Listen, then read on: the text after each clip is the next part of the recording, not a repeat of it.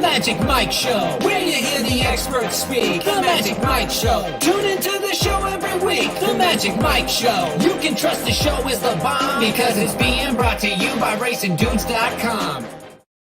What's up, everybody? I'm Magic. And I'm Mike. And this is the Magic Mike Show, episode 494. Mr. Somich. Woo! Give me that Pacific Classic. Huzzah! Boom! It is Pacific Classic weekend at Del Mar. This is a fantastic card, and Del Mar's had fantastic cards all summer long, but we have 5 graded stakes ending this late pick 5. This is completing this pick 5, this late pick 5, starting and ending at all the things. This is gonna be a fun show. Lots of horses that we're familiar with if you follow the California circuit. A couple shippers, and we got 3-year-olds taking on the olders in the Pacific Classic itself. So I'm real curious to see your thoughts on that race and for us to have a fun debate, and everybody in the chat as well. It's gonna be a good show, Mike. Yeah, really fun set of races here. Multiple turf races, good stakes races, quality horses. The Pacific Classic, obviously, sitting there second to last race of the day. We've talked about Go Rocket Ride quite a bit. You've got the Funded in there. The Buscador is back, trying to run him down for a second straight stakes victory here at Del Mar. And pretty tough fields, too. I found some prices kind of scattered throughout here as well. I didn't find a single. You did. I do think you can try and beat your single. I'm going to use it, but we'll get into that a little bit as well. Just overall, a really, really fun pick 5 here to tackle. Yeah, and remember, it's 50-cent base here. There is a mandatory payout. I didn't see this until it was too late, but there's a mandatory payout of the pick 6 pool on Saturday, which if it doesn't get cash with a single winning ticket between now and Saturday, they're expecting $4 million or more to be in that pool. So if you want to play the pick 6, that will start with race number 6, and that's an allowance race. I took one quick look at it and went, yeah, I'm glad we're doing the pick 5, because that's a stacked field, and it could go several different ways in there, Mike. Yeah, actually a really good mandatory sequence. Like a lot of times we see some of these mandatory sequences and you feel like it's going to chalk out, or you really are like, okay, I got to either take a stand or spread here. This one, you're going to have a lot of horses that are really live between that 5, 6, 10 to 1 range. And that allows you to really kind of, if you can press your opinion in the right spots, really spread around in the other places and get some prices home. And I wouldn't be shocked if this is one of those 5-figure mandatory days versus what we've seen recently has been like that 1,500 to 2,500 range. I was looking through, I saw Chris Daryl Lou asked, when's the last time a 3-year-old won the Pacific Classic? I am looking right now. Yes, Chris is correct. It's Shared Belief in 2014. A year later, you had Beholder become the first and still only to this date female to win the race.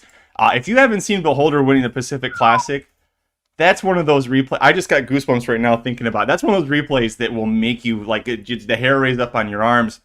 Bayern was in there. I think Game On Dude was in, or no, I think Game On Dude might have been done by then. But yeah, Bayern was had coming off his Breeders' Cup Classic win the year before, and she dusted him. The move she made on the turn was breathtaking. I mean, just literally made a Breeders' Cup champion look like he was standing still, going around him on the turn and just opening up. She's one of my favorites. I loved Beholder. Well, this is one of my favorite weekends of the year, Pacific Classic weekend at Del Mar. So let's not waste any more time. Let's get into it, buddy. Ride it up.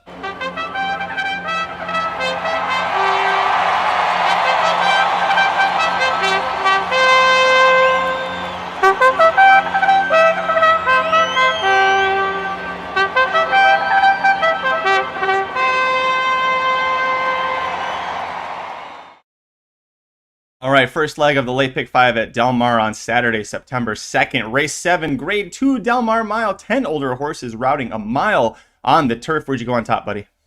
Put Count Again on top here. I think this is a good spot for Count Again. Last time we saw him, Grade 2 Eddie Reed, that was off of a just brutal layoff. Almost 14 months there. Ran, I thought, pretty well against some very good horses. Gold Phoenix we'll talk about. Balnikov ran second in that race. He's back in here.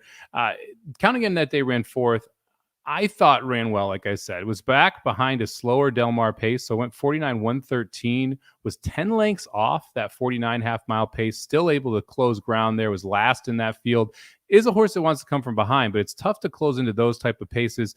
Also may have been just a little touch long. That was 1 1/8 miles. If you look at all of his success, a lot of it's been here at the mile distance. He's got 7 wins in his life. 5 of those 7 have come here at a mile. 5 for 8 going this mile distance. So I think the distance is right. I think that you needed that Grade 2 Eddie Reed. I think you're going to see a better version of Count Again off the layoffs. I put Count Again on top, but I felt like you could go a couple different directions in here. And I went for a couple prices as my 3rd and 4th horses.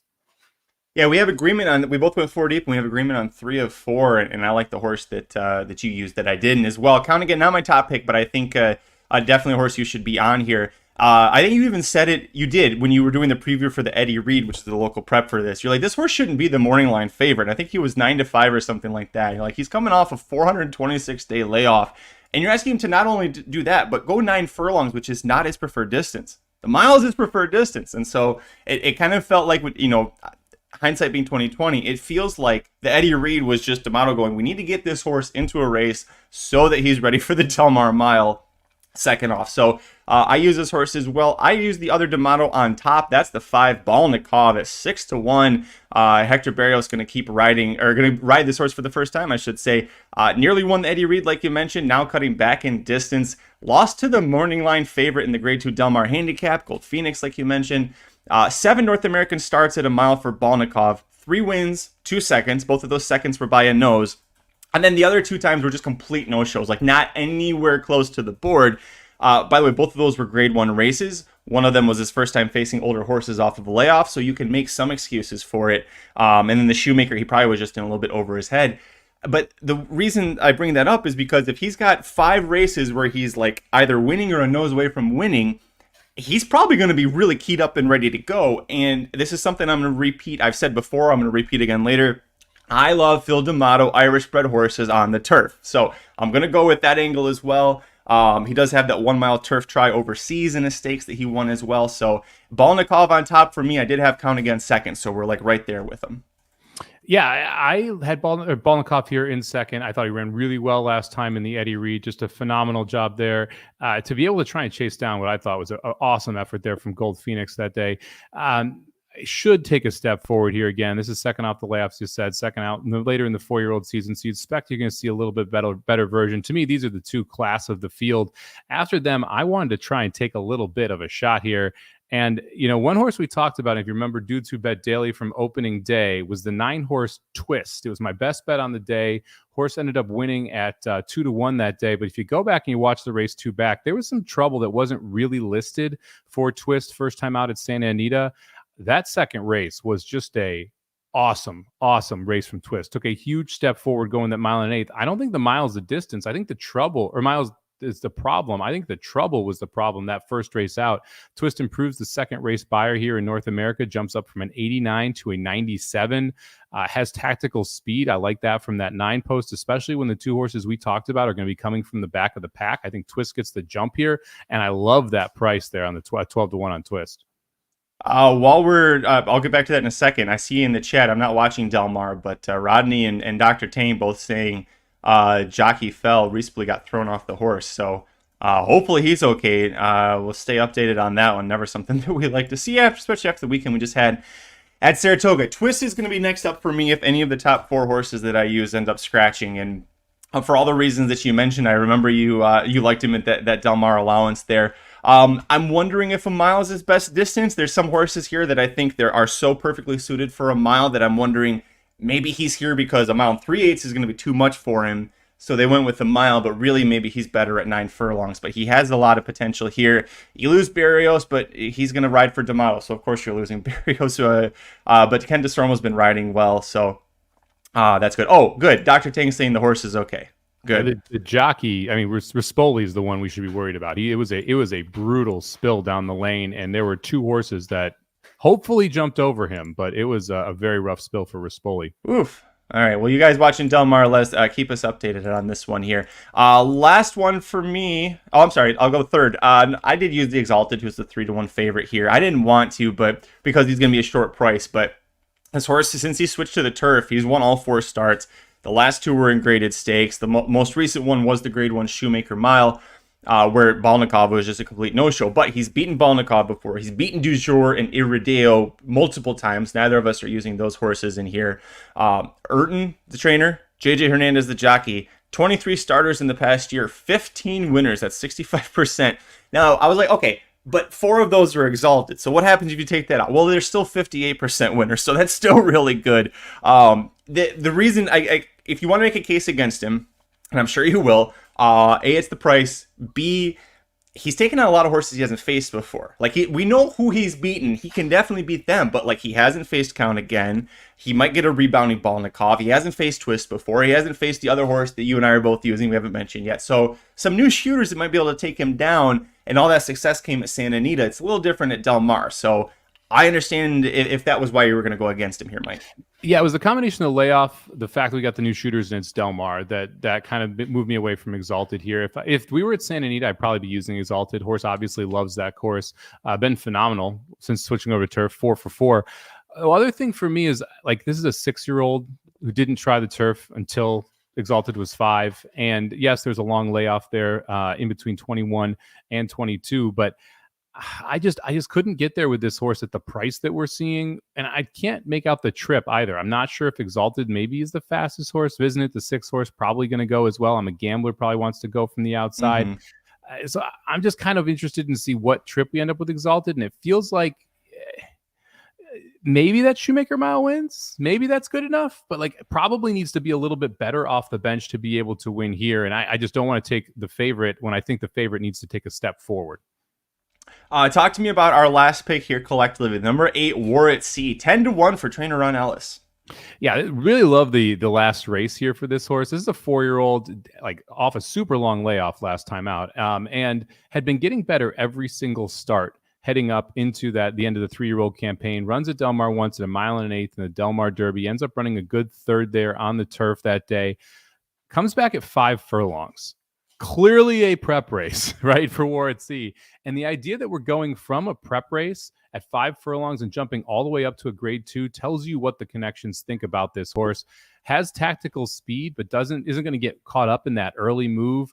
Espinoza rides back here. I know you're not a big fan, but I don't mind it. By the way, that sprint race, turn on the Jets Beer Can Man. 2 horses we're going to talk about later. Very, very good sprinters. And War at Sea was absolutely flying late trying to run those 2 down, and they came home in 11-4 for the final furlong that day as well. I think War at Sea is going to have no problem with the distance, have a huge kick coming for home. I love the look from the connections here, taking a step forward and taking a shot here in this spot, and I get 10-1. So all systems go here for the 8-horse War at Sea. Yeah, he's versatile enough to be on, like, pressing on the pace or to come from off of it. But that allowance race as well at 5 furlongs, that's what keyed me in too. It was clearly almost 11 months the horse missed and comes back, and that was clearly just meant to get the rust knocked off. Ron Ellis is, I think, 90 years old, so very much an old school trainer. And 2 of those horses there are the top 2 finishes from that are the top 2 choices in the grade 3 Green Flash that we're going to talk about in a minute. So really good horses, especially when it's a distance that you not like to be that close to catching. So agreement with you on this one. I am 5-3-4-8. I know Mike likes the 9 instead of the 4 in there, but we definitely have some agreement on that one. Let's move on. Second leg of the late pick 5 at Del Mar on Saturday, September 2nd. This is the grade 3 Torrey Pine Stakes. Surprise, we got a field of 10 in here. 10 3-year-old fillies routing them out in the dirt. Usually this gets like 5, 6, but got a nice field of 10 in here for this grade 3 race. Where'd you go on top? I guess people aren't as scared of Faze as I thought they would be. I figured that I was surprised she was 8-5 too. I don't know if you were surprised by that as well. I was expecting to see a shorter price when I started scrolling down and saw the morning lines. Look, I've got Faze on top. I think she makes sense here. She's going to need to take a step forward though. Let's be honest. There are horses who are as good or better than her from a buyer perspective that could win this race.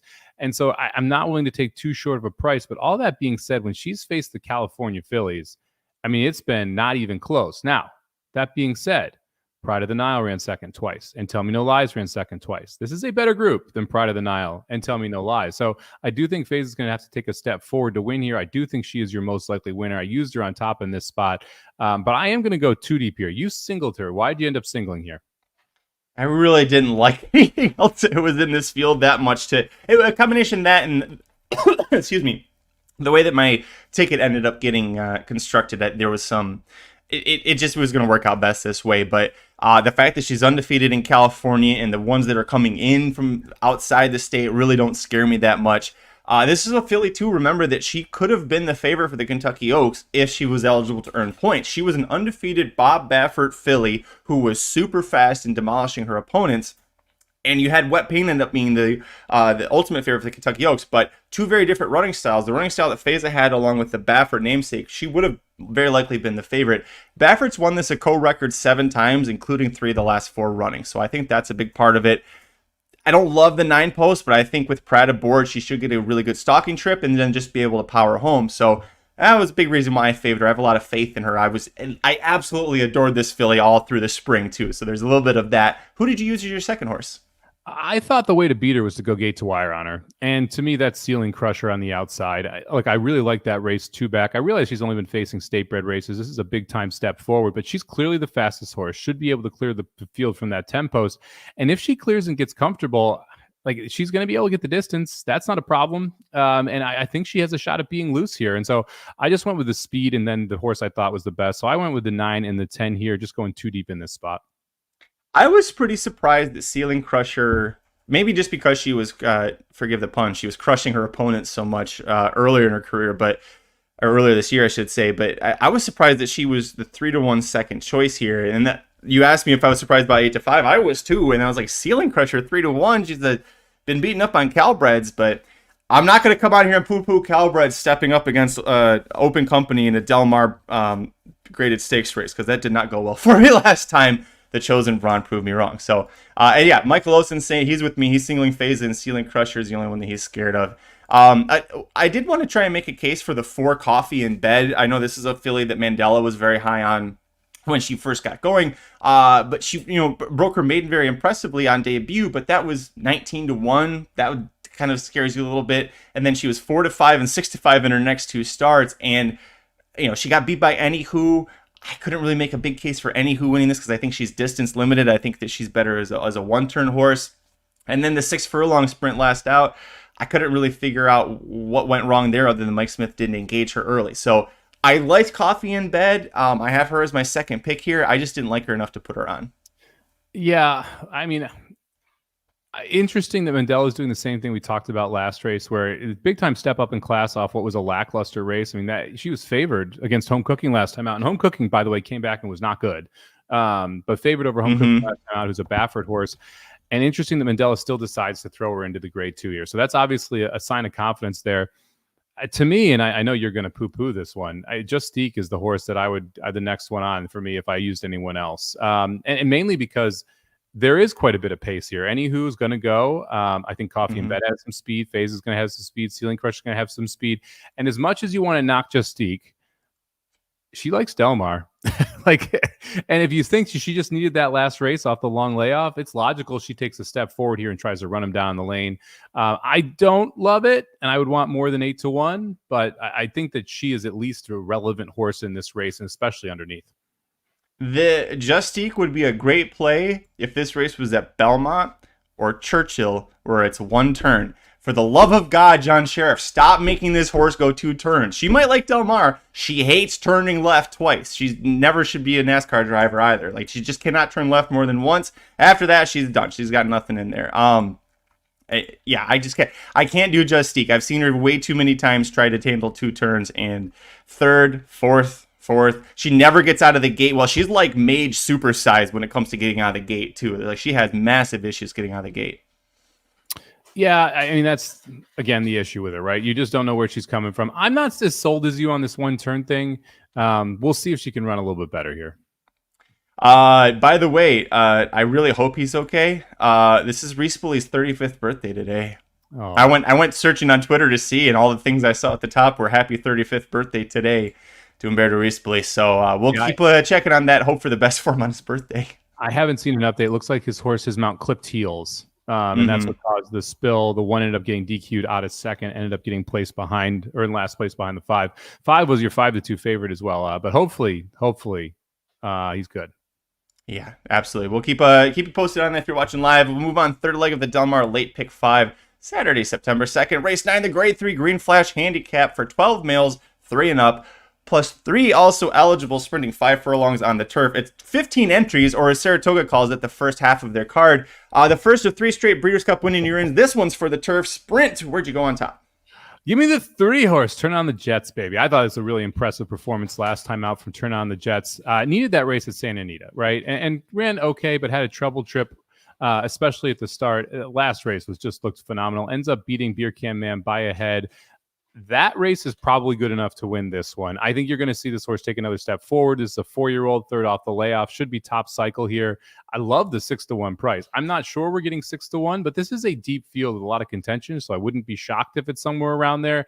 I think it's all systems go here. D'Amato seems to have a pretty good hold on this race. To me, he has the top 3 competitors in the 3-horse Turn on the Jets, the 5 Beer Can Man, and the 8 Motorist. So it's all about picking which one you like there. And I like Turn on the Jets because of the pace. You're just going to get the perfect setup here for Turn on the Jets to be able to sit mid-pack, make a big run. Love the 3 post, should be able to save some ground. Trust Barrios here on the mount as well. So I'll take the 3, Turn on the Jets here, 6-1. Full agreement. Irish bred for Phil D'Amato, 3 for 3 at Del Mar, and like I mentioned earlier, won that race that not Balnikov, that War at Sea is coming out of that 5 furlong allowance. So yeah, full agreement here. Did you just go too deep in this race? I did. I just went too deep. I went Motorius here is the other one, the 8-horse. Rispoli sounds like he probably will not be up. Dr. Tang just said he was loaded into a stretcher into an ambulance. So hopefully Umberto is okay. But I used the 8-horse here. The other D'Amato who I really respected. I like Beer Can Man. I just don't think we're going to see any more upside from Beer Can Man at this point. I think we kind of know what we're going to get from him. And so I'm expecting Turn on Jets to be able to take care of business there. That last race I thought was really impressive. Was able to win the San Simeon Grade 3 at Santa Anita. Anarchist ran in that race. We've seen what Anarchist has done coming back. Nobles is the horse that beat Mysterious last time. That was at Churchill Downs, and Nobles was a huge price. I think Motorist. What is this? Motorius. There we go. I think Motorius is going to be able to improve off that. Coming back to California, has a win over the track, one at Del Mar here, going 5 and a $40,000 allowance. I think it's all. I think Motorist is the other one that has the ability to get the job done here. So I just went 3-8 and moved along here. I did use Motorius as well. Hasn't missed the board in 7 North American turf starts, including the Grade 2 turf sprint at Churchill Downs last out. And the only other time he's been at 5 furlongs, it was that Del Mar allowance that you mentioned that, oh, by the way, he won. So gotta like that as well. I did use Beer Can Man, 3 for 4 at Del Mar. The only time he lost was that allowance race last time out by a head to Turn on the Jets. To me, that's a case of if he gets a slightly different trip, if maybe Turn on the Jets doesn't get as good of a trip. Turf sprints, it's so like every little tiny thing matters, and especially with a huge field like this. So I'll use Beer Can Man if they were only separated by a head. I used Laneway since he was gelded in October 2021, and they cut him back to sprinting. He's never missed the exact. He has 3 wins, 4 seconds, including in this race last year to Lieutenant Dan, who, if you remember, that was the second straight year Lieutenant Dan won that, and Lieutenant Dan had just ran second in the Breeders' Cup Turf Sprint. Concerned about the layoff with it being Mandela, but he does have 2 super sharp works coming into this, and we're asking him to go 5 furlongs. We're not asking him to go a mile, not trying to do 2 turns. No, just 5 furlongs. So pretty much just another workout, just a very, strong exercise. Wow, suddenly I just lost my brain again. A very hard exercise on the turf course there, but just like another workout for him. And then for a long shot, I went with all the way to the outside. Number 12, Paxa Wallop, 12-1. This is a 3-year-old horse returning from a super long layoff, but he's getting Flavien Prat to ride for Jeff Mullins. I like that a lot. He's a 3-year-old horse, so because of that, he's catching a big weight break. 116 pounds carrying here versus 120 plus for just about everybody else who's not 3. The post isn't great, but he's 2 for 2 at Del Mar, including winning at 1 mile despite having to break from post 9, which means he had a very quick run into that first turn from post 9, was still able to overcome it. And on August 7th, he worked 46 and 4. So what that tells me, Mike, is that for at least 80% of this race, this horse is going to be gunning his ass off into it. I just need that extra 20% out of him. With Pratt riding, I have conviction that he's going to be able to get that extra 20%. I love the 12-1, and if you remember, this is a horse that was carrying a lot of hype last year coming into the dirt season because it put him in the Sham Stakes, and people thinking, oh, maybe going up against the 3 Bafferts in the Sham, and then things went wrong, and clearly he had an injury issue because we haven't seen him since January 8th. But Paxa Wallop, 12-1 with Flavien Prat for Jeff Mullins, who just can magically get those horses to get really hot some weekends. I'll take it. Yeah, I looked long and hard at Paxa Wallop for all the reasons you said. I think going back to the turf, obviously a positive. You talked about that switch over dirt race, obviously didn't go very well. The workouts, Flavien Prat, Jeff Mullins, the 12 posts is what got me. I mean, just a brutal trip you're going to get from there. I mean, there's almost no way you're going to be able to save ground. And the style of trip I'm interested in here as well. If you go back to that 5 furlong win at Del Mar, was on the pace. I'm not sure if Paxawallop is fast enough to be on the pace, especially from the 12 post. And I think if he is, he's 4 or 5 wide into that turn. And that's not where you want to be against elite level sprinters over this Del Mar course. That was literally the only thing that kept me from putting Paxawallop on the ticket, is that I just don't love the post. And so it was tough to get past there. I don't mind the laneway call. I think that horse has a decent shot here. Not one that I ended up using, but again, if you want to spread out here a little bit more, I don't hate it. My big issue with laneway was the layoff and the 5 furlongs. You mentioned 5 furlongs. Oh, not a big issue. He ran second at 5 furlongs twice, and both of those races just wasn't long enough to be able to get up. I mean, he was too far back early and just ran out of time. And I'm worried he's going to run out of time here. It's going to be one of those horses that hits underneath. The one horse I'd say at a price I was a little interested in was Kid Corleone. First time trying the turf for Doug O'Neill, 10-1, the 2 horse here. Again, didn't make the ticket just because of what else I'm using later, but I wouldn't be shocked if Kid Corleone runs well. And I like the fact that last race, I realized we didn't win the Bing Crosby, but ran 4th in the Bing Crosby and made the lead stalking.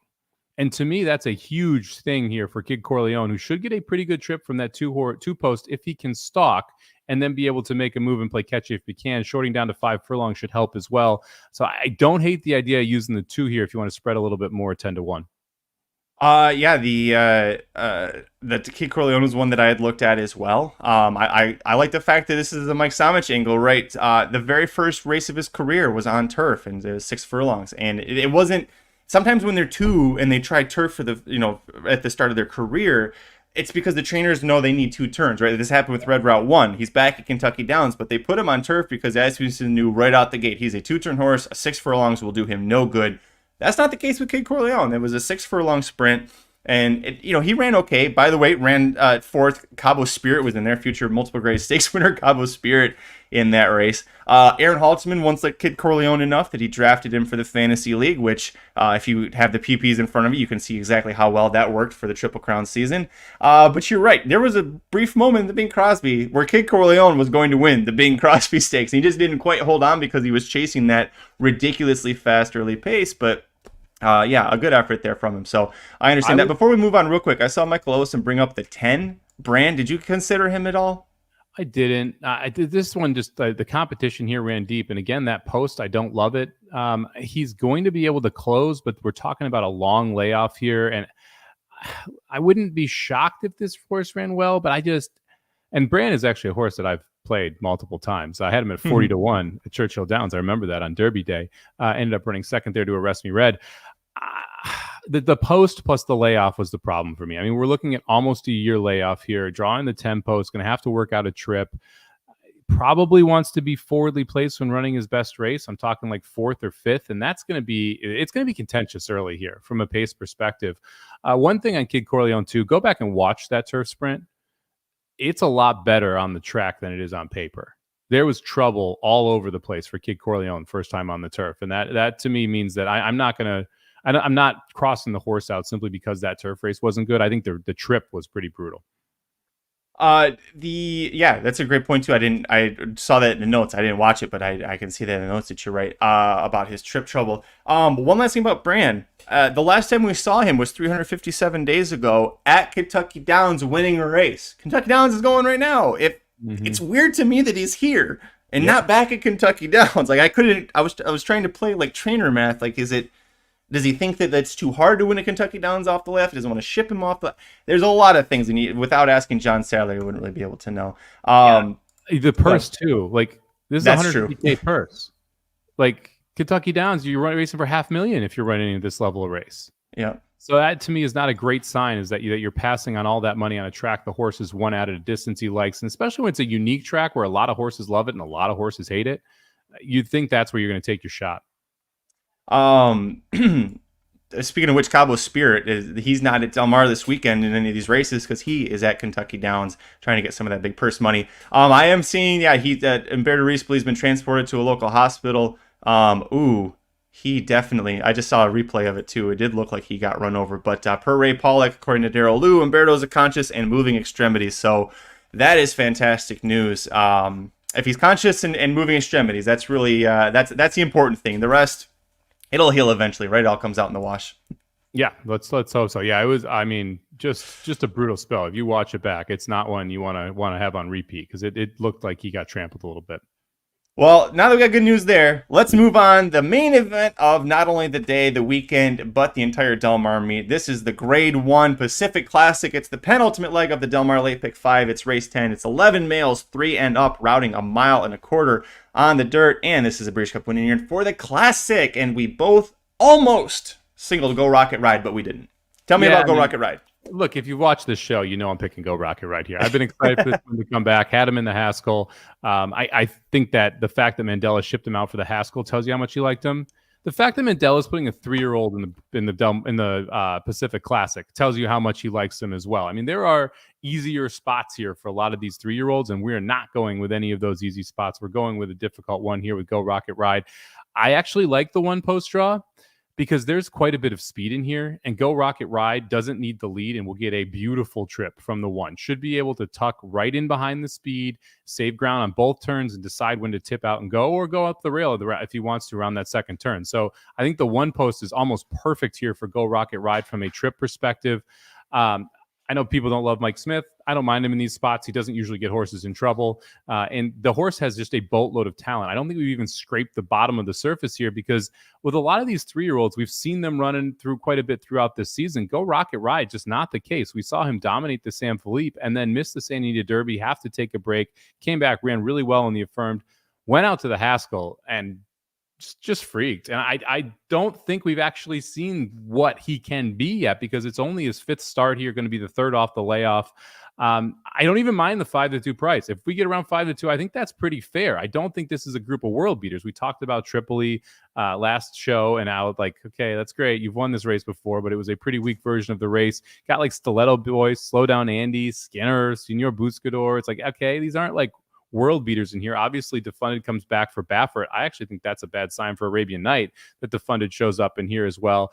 I almost singled Go Rocket Ride, but I used 2 other horses here for separate reasons. I respect Arabian Night. I mean, I really do. I think Arabian Night probably gets the lead, and that could make Arabian Night really, really dangerous in this spot. So I felt you had to use the 1 and the 9 here. I went with a little bit of a price as my 3rd horse. Give me the Buscador right back, baby. Mainly because they're going to go real fast up front. And the one horse where I was looking, okay, what older horse could run him down? That was the sheer reason. The only thing I was looking for is the 3rd horse I was going to use is what older horse could absolutely run him down. The only horse on this list that can run him down is Senor Buscador. Everyone else is going to be forwardly placed. So if you do have a pace collapse, the Buscador is going to be boosting right up to the front here. So I ended up going 1, 8, 9 here. What'd you do, Magic? Go Rocket Ride on top. All the reasons you mentioned. By the way, the Haskell Stakes, I think, you could see another version of the Haskell kind of play out here in the Pacific Classic, in that Arabian Night, I don't think gets an easy lead. I think Slow Down Andy does exactly what that Cheap Speed did to Arabian Night in the Haskell, except this is Slow Down Andy. He's much more talented than whoever the donkey was that was trying to screw with Arabian Night in the Haskell was. Go Rocket Ride looks push button to me, and I am such a sucker for a horse that when the jockey just like gives signals, every little thing he says to do this, that the horse responds.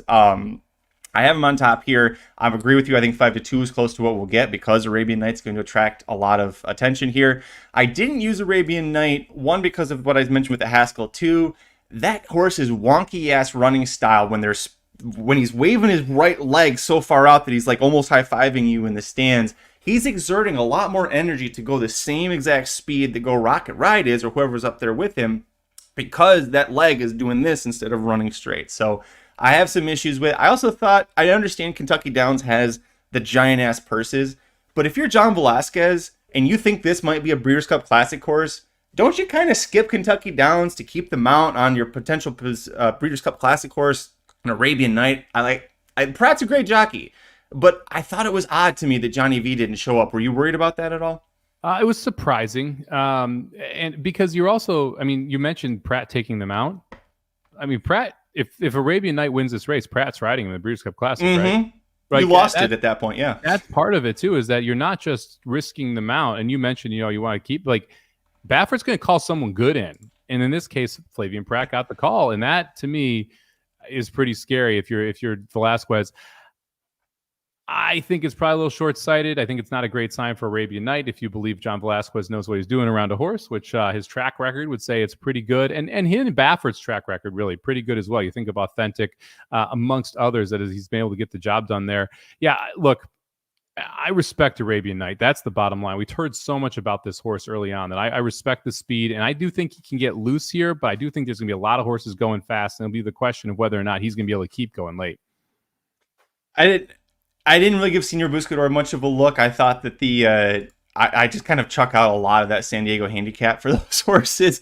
However, if he wins and beats me out of this, I'll be happy in the sense that the Peacock family, Joey Peacock, big fan of the racing dudes.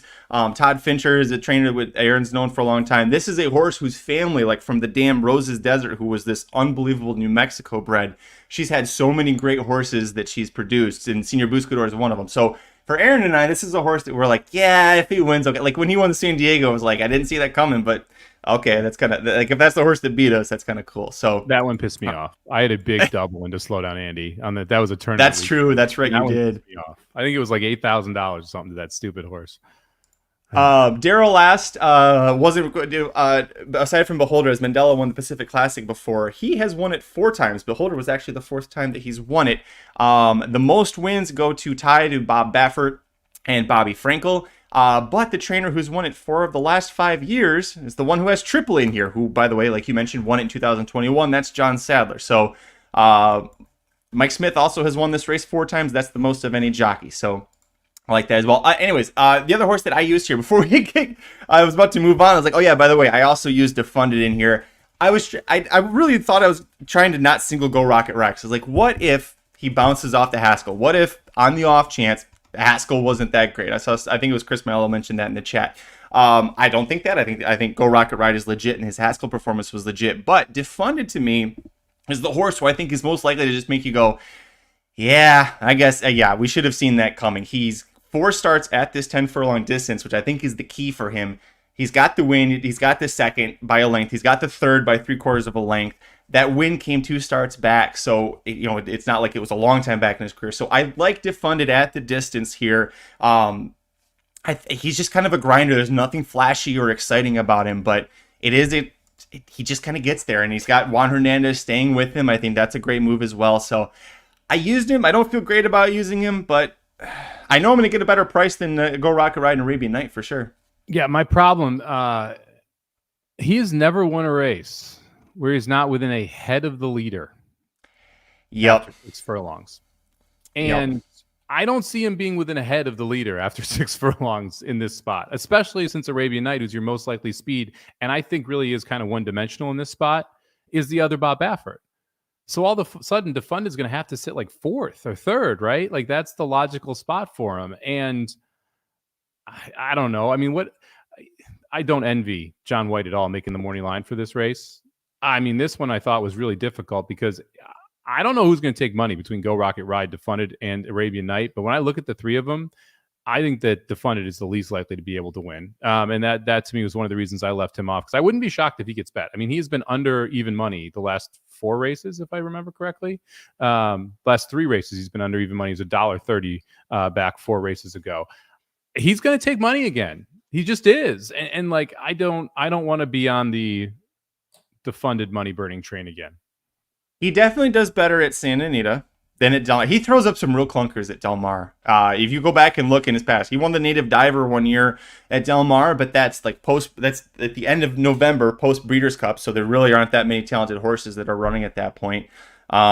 His debut was kind of a clunker, but then he wins a mile and 16th allowance by 9 lengths. But then the San Diego last year and the Pat O'Brien last year, both absolute bad races. So he's one of those horses that I don't really know if he likes Del Mar. It was another reason I was like, I don't know if he's, but it's really at a mile and a quarter. I know that I can trust this horse to at least be giving some sort of an effort. And a mile and 16th at San Diego, probably way too short for him. But I agree with you on one thing for sure. I do not envy John White having to make those morning lines, because I think he did a good job, but who knows what this is going to look like.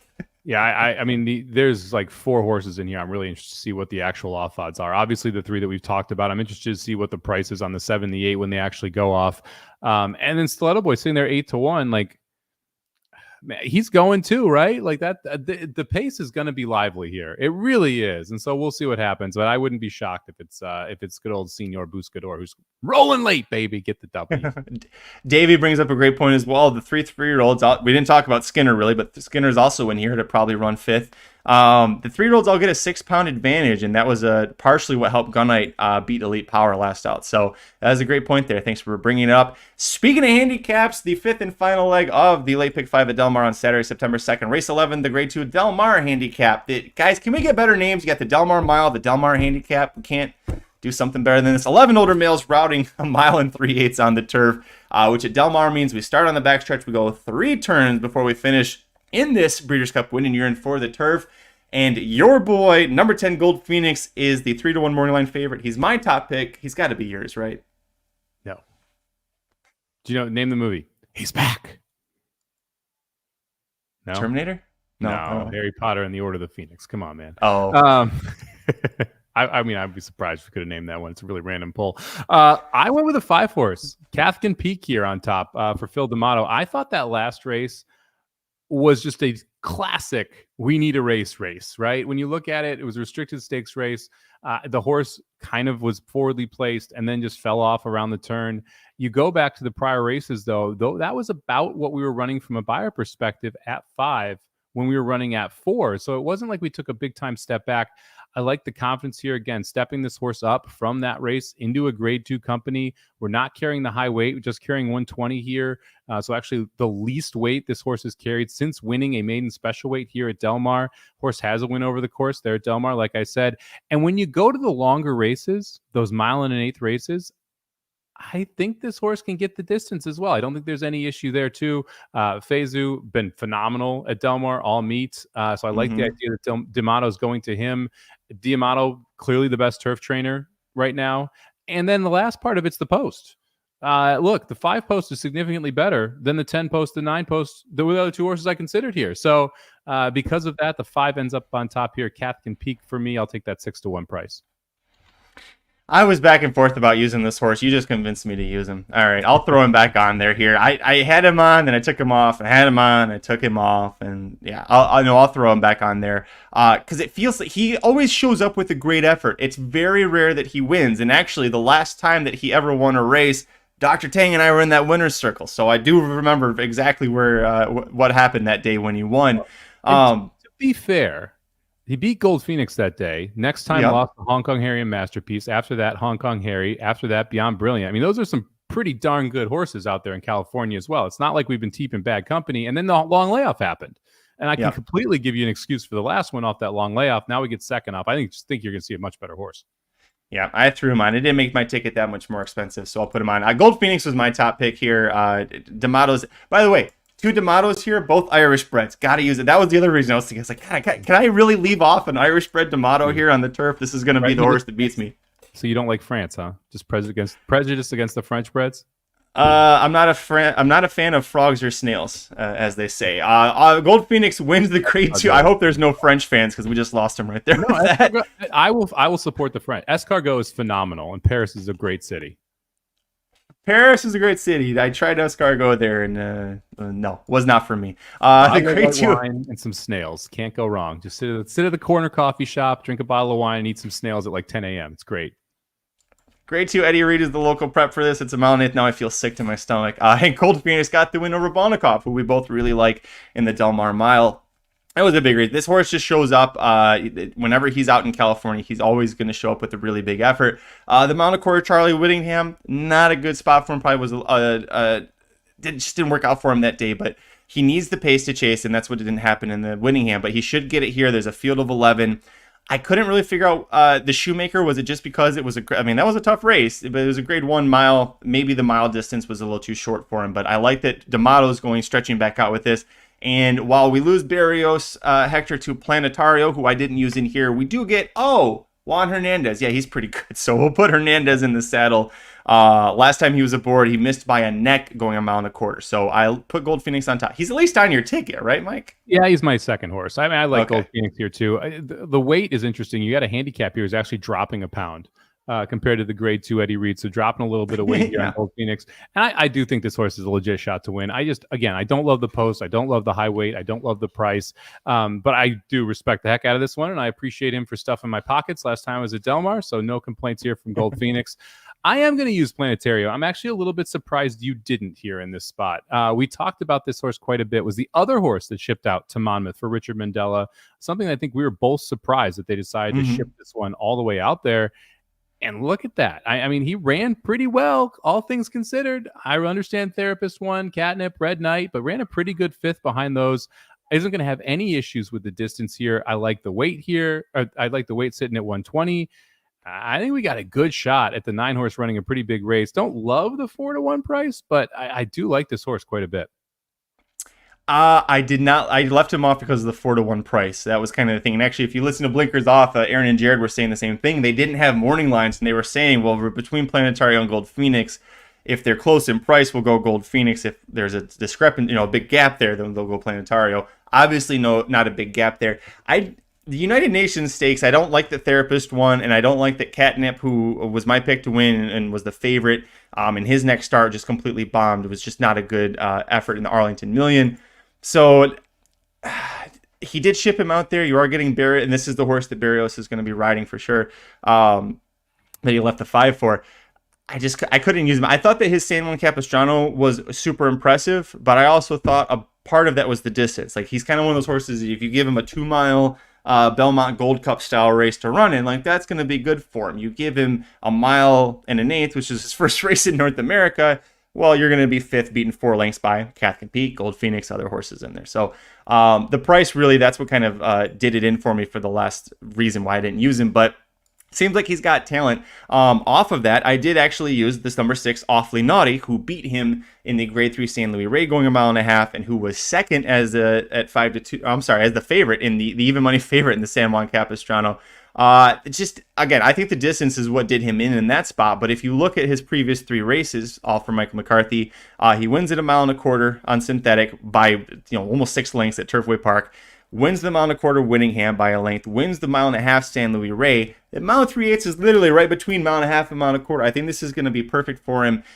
He won an allowance over this course and distance back in 2021. And I also like that this is one of the horses Michael McCarthy was not afraid to ship east to Saratoga, to Belmont, to Keeneland last year. But he was sending him to all these bigger spots that were going to be much tougher than what he faced in California. And he finishes second by a nose, going 1.5 miles in an allowance at Keeneland in their fall meet, which is a really big deal. That's what horses all trying to get ready for the Breeders' Cup and see what they could potentially do. So I used the 6, Awfully Naughty.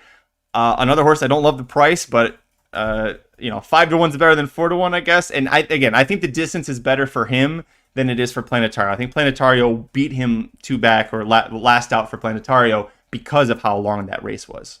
Yeah, all excellent arguments. I'd like to add a few. Bordeaux, the cheese, and freshly baked croissants, all positives for France. And I can't believe no one has mentioned a nice crusty baguette as well, which also should make the list there in the things France is very good at. Look, I considered Awfully Naughty. It was my 4th horse in, but I couldn't get there. I went with the 9 instead of the 6. And I agree with you. The distance probably a little bit too long for Awfully Naughty last time out. The layoff shouldn't be a big issue here. Just a couple months. McCarthy pretty good off it.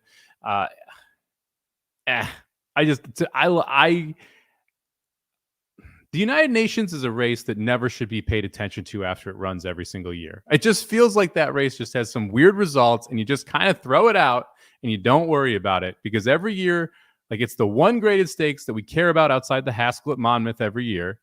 And it always has some weird result, and either someone goes gate to wire, or there's just crazy whatever happens, and Therapist wins this year, and there's your crazy result. The fact that Mandela shipped the horse out there, and I don't know if that's true, Comrade. I'm not sure if they eat horses or not. The fact that Mandela shipped, it may totally be true. I just don't know. The fact that Mandela shipped out there, I think tips the hand of how well that horse is. And then you mentioned it. Barrios decided to ride Planetario instead of Gold Phoenix here. And Hector, we trust, baby. According to Wikipedia, there are specialized butcher shops in France that sell horse meat. Specialized. See, there it is, though. At least they're in good hands. It was forbidden to deal it at normal butcher shops until the 90s, which now you can find it in supermarkets. So you can find horse meat Yeah, you can still find horse meat places in France. So yeah, let's talk more about how great France is on a horse racing show, Mike. That's that. We'll put that as a negative, but the crusty baguette outweighs the selling the horse meat.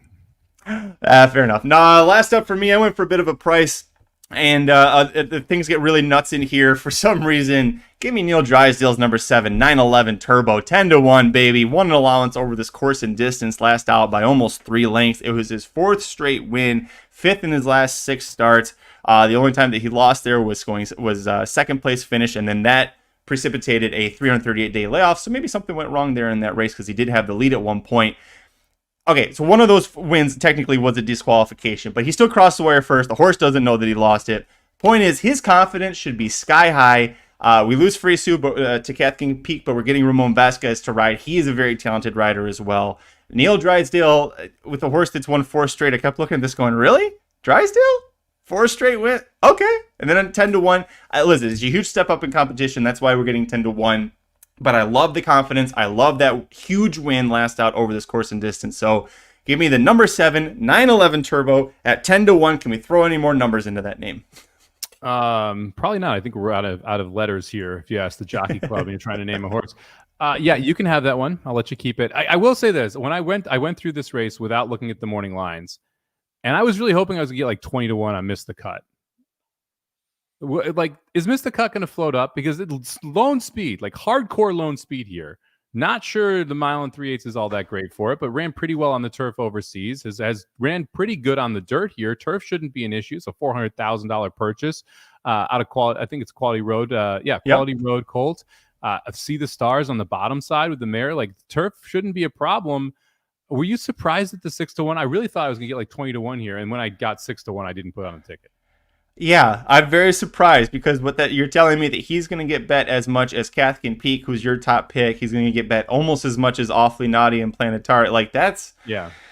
But John must be onto something with that. I mean, granted, the horse, when he debuted in North America after running Saudi Arabia and in Europe, he was an even money favorite in a dirt race when he's clearly not a dirt horse. And then they ran him back in the San Diego, and I think he was Dr. Miranda's top pick in the San Diego, and he was kind of speed and quit in there.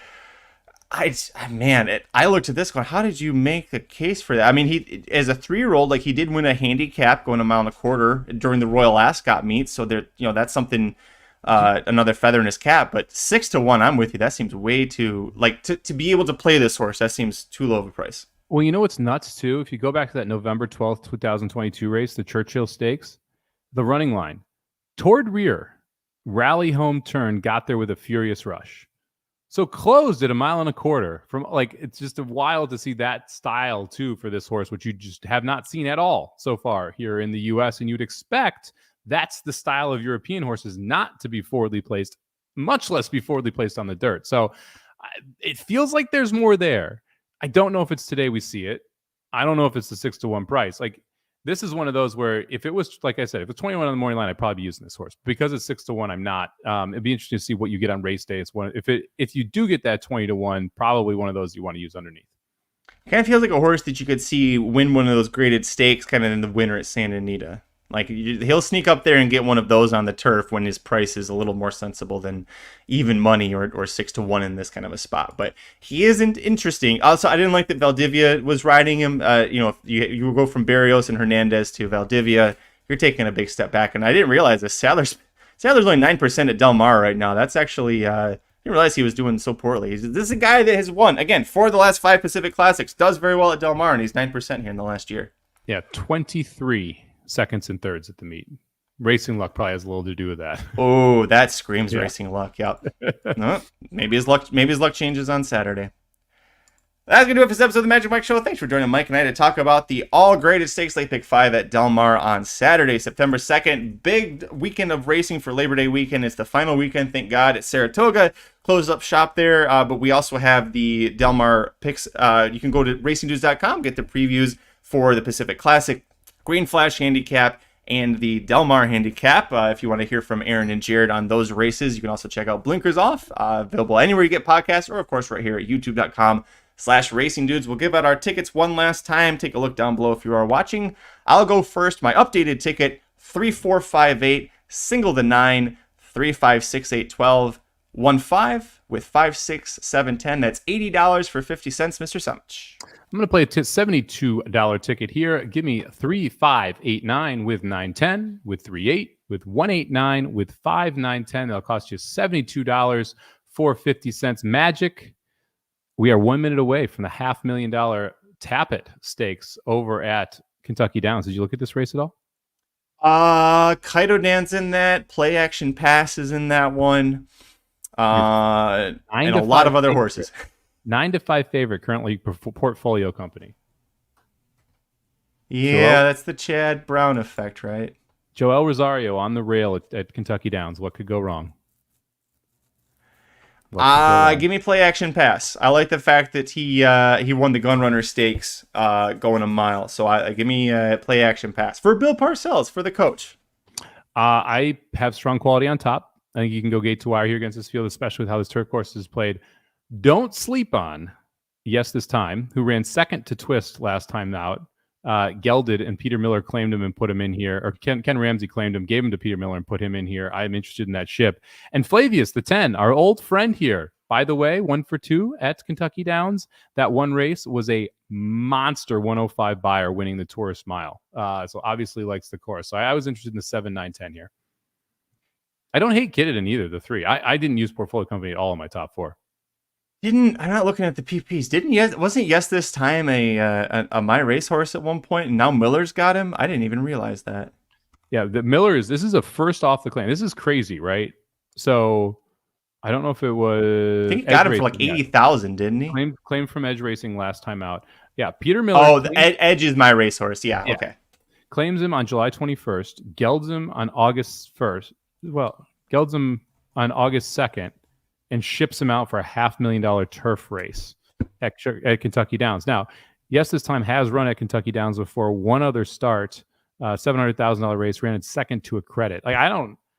Right now, you're sitting on the board at 10-1. I don't hate that price. Crazy, Peter. I'm trying to wrap my head around all that. It's like a library's worth of information I'm trying to process there with all that. That is crazy. Yeah, you don't see that too often. What you won't see also is Mike and I covering Kentucky Downs, apparently, because we're just doing Del Mar this week. But thank you so much for joining us. Make sure you follow us on Twitter. I am at Curtis Kalleward. He is at Somobomb 18, number 1, number 8. Make sure you follow him. Make sure you check out his recent tweets for some updates in Mike's life, unless you want to talk about it at the end of the show, or you just want to direct people there.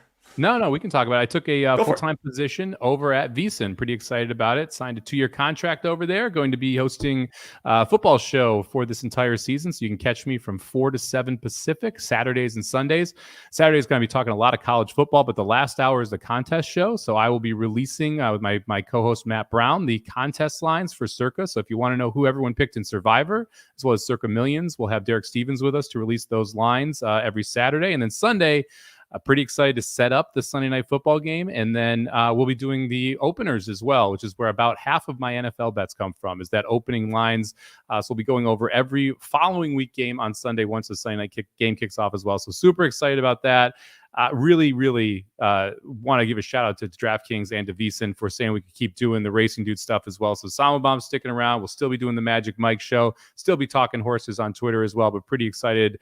It means I get to go to Vegas quite a bit as well. I'll be out there. I'll be traveling for this one 3 out of every 4 weeks. Can't wait to get it going this weekend for week 1 of college football. Yeah, congratulations. I didn't know that you had even tweeted about it. I found out because I got multiple texts from our fans going, "What's going to happen? Are you okay? What's going on?" Or Shadi at least texted me and she said, "Well, thank God Mike followed up with a tweet saying, okay, right no, I'm still going to be doing this. Like, I'm just adding this onto it." So yeah, Magic Mike show's not going anywhere for the first week, unless we're going to VSiN. We might let you know about that one there. But we'll find out. And until next time, we'll be back. You know what? Monday's Labor Day. I think we skipped Monday's show. You're going to be traveling anyway. So we'll be back here next Thursday for another Late Pick 5 preview somewhere, probably Del Mar again. Tune in to find out. Until then, I'm Magic. And I'm Mike. Good luck this weekend.